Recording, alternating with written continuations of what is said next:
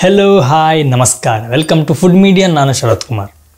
ಸ್ನೇಹಿತರೆ, ನಮ್ಮ ದೇಹಕ್ಕೆ ಅತ್ಯಧಿಕ ಪೋಷಕಾಂಶಗಳ ಕೊಡುವಂತಹ ಆಹಾರ ಅಂತಂದರೆ ಅದು ಡ್ರೈ ಫ್ರೂಟ್ಸ್. ಸಾಮಾನ್ಯವಾಗಿ ಎಲ್ಲರೂ ಡ್ರೈ ಫ್ರೂಟ್ಸ್ನ ಯೂಸ್ ಮಾಡ್ತೀರಾ. ಸ್ನೇಹಿತರೆ, ನಾನು ನಿಮಗೆ ಇವತ್ತಿನ ವಿಡಿಯೋದಲ್ಲಿ ಒಣದ್ರಾಕ್ಷಿಯ ಬಗ್ಗೆ ನಾನು ಮಾಹಿತಿಯನ್ನು ಕೊಟ್ಟಿರುವಂಥದ್ದು. ಈ ಒಣದ್ರಾಕ್ಷಿಯಲ್ಲಿರುವಂತಹ ನ್ಯೂಟ್ರಿಷನ್ಸ್ ಏನು, ಹಾಗೆ ಇದನ್ನು ಹೇಗೆ ಯೂಸ್ ಮಾಡಬೇಕು, ಯಾವ ರೀತಿ ಯೂಸ್ ಮಾಡೋದ್ರಿಂದ ನಮ್ಮ ದೇಹಕ್ಕೆ ಅತ್ಯಧಿಕ ಪೋಷಕಾಂಶಗಳು ಸಿಗುತ್ತೆ, ಹಾಗೆಯೇ ಇದನ್ನು ಯಾರು ತಿನ್ನಬಾರ್ದು, ಪ್ರತಿಯೊಂದು ನಾನು ವಿಡಿಯೋದಲ್ಲಿ ನಿಮಗೆ ತಿಳಿಸ್ಕೊಡ್ತೀನಿ. ಅದಕ್ಕಿಂತ ಮುಂಚೆ ನೀವಿನ್ನೂ ನಮ್ಮ ಚಾನಲ್ ದಯವಿಟ್ಟು ಸಬ್ಸ್ಕ್ರೈಬ್ ಮಾಡಿ, ಹಾಗೆ ಪಕ್ಕದ ಬೆಲ್ ಐಕಾನ್ ಕ್ಲಿಕ್ ಮಾಡಿ ಆಲ್ ಆಪ್ಷನ್ ಸೆಲೆಕ್ಟ್ ಮಾಡ್ಕೊಳ್ಳಿ. ನಮ್ಮ ಇದೇ ರೀತಿಯ ಪ್ರತಿಯೊಂದು ವಿಡಿಯೋಗಳ ನೋಟಿಫಿಕೇಶನ್ ಪಡಿಬೋದು, ಹಾಗೆ ವಿಡಿಯೋ ಮಿಸ್ ಮಾಡದೆ ನೋಡಲು ಸಹ ಬಹುದು. ಸ್ನೇಹಿತರಲ್ಲಿ ಒಂದು ಸಣ್ಣ ರಿಕ್ವೆಸ್ಟು, ತುಂಬ ಜನ ಸಬ್ಸ್ಕ್ರೈಬ್ ಮಾಡ್ಕೊಂಡಿದ್ದೀರಿ, ಬಟ್ ಕೆಲವರು ವಿಡಿಯೋಗಳನ್ನ ನೋಡ್ತಾ ಇಲ್ಲ, ಹಾಗೆ ವಿಡಿಯೋಗಳು ನೋಡ್ತಿದ್ದಾರೆ ಸಬ್ಸ್ಕ್ರೈಬ್ ಮಾಡ್ಕೊಂಡಿಲ್ಲ ಅಂಥವ್ರು ದಯವಿಟ್ಟು ಸಬ್ಸ್ಕ್ರೈಬ್ ಮಾಡ್ಕೊಳ್ಳಿ. ಹಾಗೆ ಸಬ್ಸ್ಕ್ರೈಬ್ ಮಾಡ್ಕೊಂಡವರು ವಿಡಿಯೋಗಳನ್ನ ನೋಡಿ, ಹಾಗೆ ವಿಡಿಯೋನ ಶೇರ್ ಮಾಡಿ. ಸ್ನೇಹಿತರೆ, ಈ ಒಣದ್ರಾಕ್ಷಿ ನಮಗೆ ಸಾಮಾನ್ಯವಾಗಿ ಅಂಗಡಿಯಲ್ಲಿ ಸಿಗುತ್ತೆ. ನಾವು ಇದನ್ನು ಮನೇಲಿ ತಂದಿಟ್ಕೊಂಡು ಸರಿಯಾದ ರೀತಿಯಲ್ಲಿ ಉಪಯೋಗ ಮಾಡಿದ್ರೆ ಖಂಡಿತವಾಗ್ಲೂ ನಮ್ಮ ಆರೋಗ್ಯಕ್ಕೆ ತುಂಬಾ ಬೆನಿಫಿಟ್ಗಳಿದೆ. ಬನ್ನಿ ನಾವು ಮೊದಲು ಒಣದ್ರಾಕ್ಷಿಯ ಬಗ್ಗೆ ಸಂಪೂರ್ಣ ಮಾಹಿತಿನ ತಿಳ್ಕೊಂಬರೋಣ. ಈ ಒಣದ್ರಾಕ್ಷಿಯನ್ನು ಪ್ರಪಂಚದ ಅನೇಕ ದೇಶಗಳಲ್ಲಿ ಉತ್ಪಾದನೆ ಮಾಡಲಾಗ್ತಿದೆ, ಹಾಗೆ ಬಳಕೆ ಸಹ ಮಾಡಲಾಗ್ತಾ ಇದೆ. ನಾವು ಒಣದ್ರಾಕ್ಷಿಯಲ್ಲಿ ವಿವಿಧ ಬಗೆಯ ಒಣದ್ರಾಕ್ಷಿಗಳನ್ನು ನೋಡಬಹುದು. ಅದರ ಕಲ್ಲರ್ ಮೇಲೆ ಹಾಗೂ ಅದರ ಗಾತ್ರದ ಮೇಲೆ ಅದರ ಪ್ರಭೇದವನ್ನು ಗುರುತಿಸಲಾಗುತ್ತೆ. ಹೆಚ್ಚಾಗಿ ಹಸಿರು, ಕಪ್ಪು, ಕಂದು, ನೇರಳೆ, ನೀಲಿ ಹಾಗೆ ಹಳದಿ ಬಣ್ಣದಿಂದ ಕೂಡಿರುತ್ತೆ. ಹಾಗೆ ಗಾತ್ರದಲ್ಲೂ ಸಹ ವಿಭಿನ್ನವಾದ ಗಾತ್ರವನ್ನು ಹೊಂದಿರುತ್ತೆ. ಪ್ರಪಂಚದಲ್ಲಿ ಅತಿ ಹೆಚ್ಚು ದ್ರಾಕ್ಷಿಯನ್ನು ಉತ್ಪಾದನೆ ಮಾಡುವಂತಹ ದೇಶ ಅಂತಂದರೆ US. 2016 ವರದಿಯ ಪ್ರಕಾರ ಜಾಗತಿಕವಾಗಿ ಒಣದ್ರಾಕ್ಷಿಗಳ ಉತ್ಪಾದನೆಯು 1.2 ಮಿಲಿಯನ್ ಮೆಟ್ರಿಕ್ ಟನ್ ಆಗಿದ್ದು, ಇದರಲ್ಲಿ 24% ಅಷ್ಟು US ಉತ್ಪಾದನೆ ಮಾಡಿದೆ.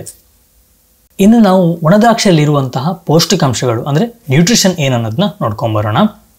ಇಲ್ಲಿ ನಾವು ಪ್ರತಿ 100 ಗ್ರಾಂ ಒಣದ್ರಾಕ್ಷಿಯಲ್ಲಿರುವಂತಹ, ಅದು ಸಹ ಬೀಜರಹಿತವಾದ ಒಣದ್ರಾಕ್ಷಿಯಲ್ಲಿರುವಂತಹ ಪೌಷ್ಟಿಕಾಂಶದ ಮೌಲ್ಯಗಳು: ಎನರ್ಜಿ 299 ಕ್ಯಾಲೋರೀಸ್, ಕಾರ್ಬೋಹೈಡ್ರೇಟ್ಗಳು 79.3 gram, sugars 65.2 gram, food fibre 4.5 gram, ಕೊಬ್ಬು 0.25 gram, protein 3.3 gram, vitamin B1, vitamin B2, vitamin B3, vitamin B5, vitamin B6, vitamin B9, choline, vitamin C, vitamin E, vitamin K, calcium 62 milligram, ತಾಮ್ರ 0.27 milligram, ಕಬ್ಬಿಣ 1.8 milligram, magnesium 36 milligram, ರಂಜಕ 98 milligram, potassium 744 milligram, selenium 0.6 microgram, sodium 26 milligram, ಸತು 0.36 milligram, ನೀರು 15.5 gram. ಇಷ್ಟು ಪೋಷಕಾಂಶಗಳನ್ನು ಒಳಗೊಂಡಿದೆ ಈ ಒಣದ್ರಾಕ್ಷಿ.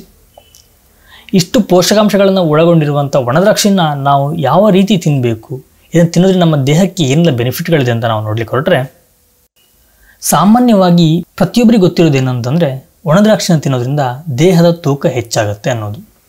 ಹೌದು, ದೇಹದ ತೂಕ ಹೆಚ್ಚಾಗುತ್ತೆ. ಒಣದ್ರಾಕ್ಷಿಯಲ್ಲಿರುವಂತಹ ವಿಟಮಿನ್ಗಳು, ಅಮೈನೋ ಆಮ್ಲಗಳು, ಖನಿಜಗಳು, ಸೆಲೆನಿಯಂ, ಗಂಧಕ ಹಾಗೂ ಇತರ ಪೋಷಕಾಂಶಗಳು ನಮ್ಮ ಸ್ನಾಯುಗಳನ್ನು ಗಟ್ಟಿ ಮಾಡುತ್ತೆ, ಹಾಗೆ ಬೆಳೀಲಿಕ್ಕೆ ನೆರವಾಗುತ್ತೆ. ಅಷ್ಟೇ ಅಲ್ಲದೆ ನಮ್ಮ ಆರೋಗ್ಯವನ್ನು ಸಹ ಉತ್ತಮಗೊಳಿಸಿ ರೋಗನಿರೋಧಕ ಶಕ್ತಿಯನ್ನು ಸಹ ಹೆಚ್ಚಿಸುತ್ತೆ. ಯಾರಿಗಾದರೂ ಮಲಬದ್ಧತೆ ಸಮಸ್ಯೆಗಳಿದ್ದರೆ ಅಂಥವರು ಪ್ರತಿನಿತ್ಯ ನಿಯಮಿತವಾಗಿ ಒಣದ್ರಾಕ್ಷಿಯನ್ನು ತಿಂತಾ ಬನ್ನಿ. ಇದರಿಂದ ಮಲಬದ್ಧತೆ ಸಮಸ್ಯೆ ದೂರ ಆಗುತ್ತೆ, ಹಾಗೆ ಸತತವಾಗಿ ಕಾಡುವಂಥ ಅತಿಸಾರ ಮತ್ತು ಆಮಶಂಕೆ ಸಹ ದೂರ ಮಾಡುವಂಥ ಶಕ್ತಿ ಈ ಒಣದ್ರಾಕ್ಷಿಗಿದೆ. ನಾನು ನಿಮಗೆ ಆವಾಗಲೇ ಹೇಳಿದೆ, ಒಣದ್ರಾಕ್ಷಿಯಲ್ಲಿ ರೋಗ ನಿರೋಧಕ ಶಕ್ತಿ ಇದೆ ಅಂತ. ಈ ಒಣದ್ರಾಕ್ಷಿಯನ್ನು ತಿನ್ನೋದ್ರಿಂದ ಸಾಮಾನ್ಯ ಜ್ವರ ಸಹ ಗುಣವಾಗುತ್ತೆ. ಇದರಲ್ಲಿರುವಂತಹ ಆ್ಯಂಟಿ ಆಕ್ಸಿಡೆಂಟ್ ಗುಣಗಳು ಜ್ವರಕ್ಕೆ ಕಾರಣವಾದ ಕ್ರಿಮಿಗಳನ್ನು ಕೊಂದು, ಬ್ಯಾಕ್ಟೀರಿಯಾಗಳನ್ನೆಲ್ಲ ಕೊಂದು ನಮ್ಮ ದೇಹವನ್ನು ರಕ್ಷಣೆ ಮಾಡುತ್ತೆ. ಇನ್ನು ಕೆಲವರಲ್ಲಿ ರಕ್ತಹೀನತೆ ಸಮಸ್ಯೆ ಕಾಡುತ್ತೆ. ಈ ರಕ್ತಹೀನತೆ ಸಮಸ್ಯೆಗೆ ಕಾರಣ ಕಬ್ಬಿಣದ ಅಂಶ ಕೊರತೆ. ರಕ್ತದಲ್ಲಿ ಯಾವಾಗ ಕಬ್ಬಿಣದ ಅಂಶ ಕೊರತೆಯಾಗುತ್ತೋ ಅಂಥವರಲ್ಲಿ ರಕ್ತಹೀನತೆಯ ಸಮಸ್ಯೆ ಉಂಟಾಗುತ್ತೆ. ಈ ಒಣದ್ರಾಕ್ಷಿಯನ್ನು ನಿಯಮಿತವಾಗಿ ತಿನ್ನೋದ್ರಿಂದ ರಕ್ತಹೀನತೆಯ ಸಮಸ್ಯೆಯನ್ನು ಸಹ ದೂರ ಮಾಡ್ಕೋಬಹುದು. ಈ ಒಣದ್ರಾಕ್ಷಿಯಲ್ಲಿ ಕಬ್ಬಿಣ ಮತ್ತು ವಿಟಮಿನ್ B ಕಾಂಪ್ಲೆಕ್ಸ್ ಪೋಷಕಾಂಶಗಳು ಹೇರಳವಾಗಿದ್ದು, ಇದು ನಮ್ಮ ಹೊಸ ರಕ್ತ ಕಣಗಳನ್ನು ಉತ್ಪಾದನೆ ಮಾಡಲಿಕ್ಕೆ ಸಹಕಾರಿಯಾಗುತ್ತೆ. ಇದರಿಂದ ರಕ್ತಹೀನತೆ ಸಮಸ್ಯೆಯೂ ಸಹ ದೂರವಾಗುತ್ತೆ. ಈ ಒಣದ್ರಾಕ್ಷಿಯಲ್ಲಿ ಪಾಲಿಫೆನಾಲಿಕ್ ಎಂಬ ಫೈಟೋಕೆಮಿಕಲ್ ಹೇರಳವಾಗಿದ್ದು ಇದು ನಮ್ಮ ಕಣ್ಣಿನ ದೃಷ್ಟಿಗೆ ತುಂಬಾ ಸಹಕಾರಿಯಾಗಿದೆ. ಇದರಲ್ಲಿರುವಂತಹ ಉತ್ಕರ್ಷಣ ನಿರೋಧಕ ಹಾಗೂ ಪೋಷಕಾಂಶಗಳು ರಾತ್ರಿ ಕುರುಡುದನ, ಗ್ಲೂಕೋಮಾ ಮತ್ತು ಕಣ್ಣಿನ ಪೊರೆಯಿಂದ ಕಣ್ಣುಗಳನ್ನು ರಕ್ಷಿಸಲು ಸಹಾಯ ಮಾಡುತ್ತೆ. ಒಣದ್ರಾಕ್ಷಿ ಹೃದಯದ ಆರೋಗ್ಯಕ್ಕೆ ತುಂಬ ಒಳ್ಳೆಯದು ಅಂತ ಪರಿಗಣಿಸಲಾಗುತ್ತೆ. ಪೊಟ್ಯಾಷಿಯಂ ಅದರಲ್ಲಿ ದೊಡ್ಡ ಪ್ರಮಾಣದಲ್ಲಿ ಕಂಡುಬರುತ್ತೆ. ಇದು ಅಧಿಕ ರಕ್ತದೊತ್ತಡವನ್ನು ನಿಯಂತ್ರಿಸಲು ಸಹಾಯ ಮಾಡುತ್ತೆ. ಹಾಗೆಯೇ ಕೊಲೆಸ್ಟ್ರಾಲ್ ಅನ್ನು ಸಹ ನಿಯಂತ್ರಿಸಲಿಕ್ಕೆ ಹಾಗೆ ಹೃದಯವನ್ನು ಅನೇಕ ಸಮಸ್ಯೆಗಳಿಂದ ರಕ್ಷಿಸಲಿಕ್ಕೆ ಸಹ ಸಹಾಯ ಮಾಡುತ್ತೆ. ಇನ್ನು ಪುರುಷರಿಗೆ ಕಾಡುವಂತಹ ಲೈಂಗಿಕ ದೌರ್ಬಲ್ಯಕ್ಕೂ ಸಹ ಇದೊಂದು ಒಳ್ಳೆಯ ಔಷಧಿ. ಒಣದ್ರಾಕ್ಷಿಯಲ್ಲಿರುವ ಅಮೈನೋ ಆಮ್ಲವು ಲೈಂಗಿಕ ಸಾಮರ್ಥ್ಯವನ್ನು ಹೆಚ್ಚಿಸುತ್ತೆ. ಹಾಗೆಯೇ ಪುರುಷರಲ್ಲಿ ಲೈಂಗಿಕ ದೌರ್ಬಲ್ಯವನ್ನು ತೆಗೆದುಹಾಕಲಿಕ್ಕೆ ಸಹಾಯ ಮಾಡುತ್ತೆ. ಪುರುಷರು ಮಲಗುವ ಮುನ್ನ ಪ್ರತಿ ರಾತ್ರಿ 8 ರಿಂದ 10 ಒಣದ್ರಾಕ್ಷಿಯನ್ನು ಒಂದು ಲೋಟ ಹಾಲಿನೊಂದಿಗೆ ಚೆನ್ನಾಗಿ ಕುದಿಸಬೇಕು. ಕುದಿಸಿದ ಹಾಲನ್ನು ಕುಡಿದು ಮಲಗೋದ್ರಿಂದ ಲೈಂಗಿಕ ದೌರ್ಬಲ್ಯ ದೂರವಾಗುತ್ತೆ. ಈ ಒಣದ್ರಾಕ್ಷಿಯಲ್ಲಿ ಕ್ಯಾಲ್ಸಿಯಂ, ಪೊಟ್ಯಾಷಿಯಂ ಮತ್ತು ಬೋರನ್ನ ಅಂಶ ಸಮೃದ್ಧವಾಗಿದ್ದು ಇದು ಗಟ್ಟಿಮುಟ್ಟಾದ ಎಲುಬನ್ನು ಹೊಂದಲಿಕ್ಕೆ ಸಹ ಸಹಾಯ ಮಾಡುತ್ತೆ. ಚಿಕ್ಕ ಮಕ್ಕಳಿಗೆ ಪ್ರತಿನಿತ್ಯವೂ ಒಣದ್ರಾಕ್ಷಿಯನ್ನು ಕೊಡುವುದರಿಂದ ಸದೃಢವಾದ ಗಟ್ಟಿಮುಟ್ಟಾದ ಎಲುಬನ್ನು ಹೊಂದಲಿಕ್ಕೆ ಸಹಾಯ ಮಾಡುತ್ತೆ. ಒಣದ್ರಾಕ್ಷಿಯನ್ನು ನಿಯಮಿತವಾಗಿ ತಿನ್ನೋದ್ರಿಂದ ರಕ್ತ ಸಂಚಾರವನ್ನು ಉತ್ತಮಗೊಳಿಸಿ ಚರ್ಮದ ಹೊಳಪಿಗೂ ಕೂಡ ಸಹಾಯ ಮಾಡುತ್ತೆ. ಇದು ರೆಸ್ಟರಾಟ್ರೋಲ್ ಎಂಬ ಅಂಶವನ್ನು ಹೊಂದಿದ್ದು ಚರ್ಮ ಸುಕ್ಕುಗಟ್ಟುವುದನ್ನು ತಡೆಯುತ್ತೆ. ಹಾಗೆಯೇ ಚರ್ಮವು ಕಾಂತಿಯುತವಾಗಲಿಕ್ಕೂ ಸಹ ಪರಿಣಾಮಕಾರಿಯಾಗಿ ಕೆಲಸ ಮಾಡುತ್ತೆ. ಇನ್ನು ಈ ಒಣದ್ರಾಕ್ಷಿಯನ್ನು ನಾವು ಯಾವ ರೀತಿ ಸೇವನೆ ಮಾಡಬೇಕು? ಒಣದ್ರಾಕ್ಷಿಯಲ್ಲಿರುವ ಗುಣಗಳ ಸಂಪೂರ್ಣ ಲಾಭ ಪಡೆಯಲು ಅದನ್ನು ಹಾಲಿನೊಂದಿಗೆ ತೆಗೆದುಕೊಳ್ಳುವುದು ತುಂಬಾ ಉತ್ತಮ. ರಾತ್ರಿ ಮಲಗುವ ಮೊದಲು 8 ರಿಂದ 10 ಒಣದ್ರಾಕ್ಷಿಗಳನ್ನು ಹಾಲಿನಲ್ಲಿ ಕುದಿಸಿ ನಂತರ ಆ ಹಣ್ಣುಗಳನ್ನ ತಿನ್ನಿರಿ ಮತ್ತು ಹಾಲನ್ನು ಕುಡಿರಿ.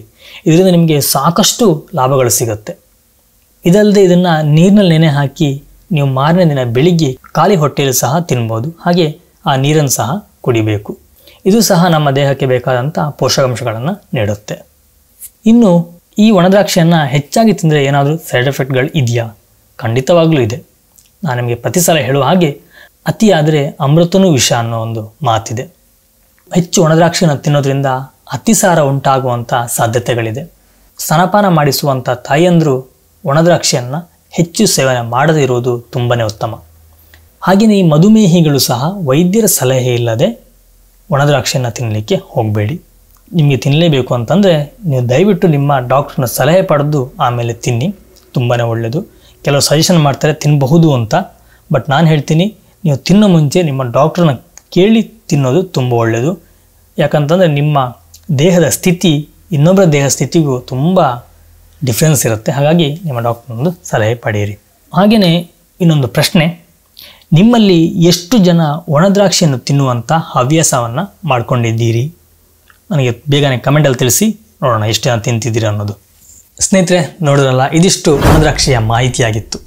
ಈ ವಿಡಿಯೋ ನಿಮ್ಗೆ ಇಷ್ಟ ಆಗಿದೆ ಅಂದ್ಕೊಳ್ತೀನಿ. ಇಷ್ಟ ಆಗಿದೆ ಲೈಕ್ ಕೊಡಿ, ಹಾಗೆ ಚಾನಲ್ಗೆ ಸಬ್ಸ್ಕ್ರೈಬ್ ಮಾಡ್ಕೊಳ್ಳಿ. ನಾನು ನಿಮಗೆ ಮುಂದಿನ ವಿಡಿಯೋದಲ್ಲಿ ಸಿಗ್ತೀನಿ ಒಂದೊಳ್ಳೆ ರೆಸಿಪಿ ಅಥವಾ ಒಂದೊಳ್ಳೆ ಇನ್ಫಾರ್ಮೇಷನ್ ಅಥವಾ ಒಂದೊಳ್ಳೆಯ ಗಿಡಮೂಲಿಕೆ ಜೊತೆ. Thank you. ಬಾಯ್. ನಮಸ್ಕಾರ.